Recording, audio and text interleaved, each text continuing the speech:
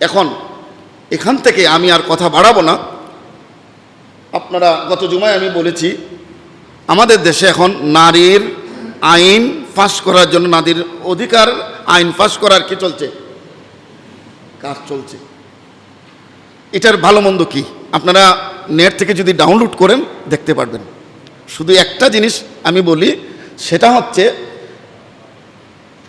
একটা শ্রমিক সারাদিন কাজ করে যেরকম মজুরি নিতে পারে, একটা মেয়ে তার শরীর বিক্রি করে সে টাকা নিতে পারবে। নাউজুবিল্লাহ বলেন, আরো জোরে বলেন না নাউজুবিল্লাহ। তো একটা মেয়ে যদি তার দেহ বিক্রি করে, এটার যেটাকে বলে পতিতাবৃত্তি, এটা কি ইসলামে জায়েজ আছে? জোরে বলেন না, এটা কি জায়েজ আছে?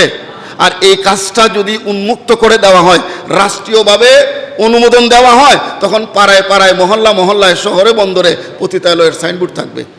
তাহলে কি মুসলিম ঘরের মেয়েরা কি আর সুরক্ষিত থাকতে পারবে? জোরে বলেন না, সুরক্ষিত থাকতে পারবে? আমার শরীর আমার অধিকার।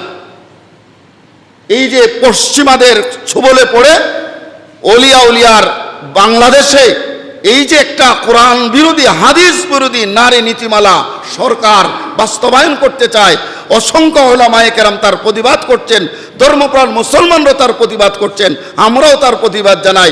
বাংলাদেশের সাথে এই আইনের কোনো সামঞ্জস্যতা, বলেন না সামঞ্জস্যতা, এর দ্বারা বেহায়াপনা বাড়বে। আমার আপনার মেয়ে, আমার আপনার বোন বেপরদা হবে, দর্শিত হবে, লুণ্ঠিত হবে, ইজ্জত থাকবে না। আল্লাহ পাক আমাদের রাষ্ট্রীয় হুকুমতকে বোঝার জন্য তৌফিক দেন, এই আইন ফাঁস করা থেকে তারা যেন বিরত থাকে, আল্লাহ যেন তাদেরকে সমঝ দান করেন। জোরে বলুন আমিন।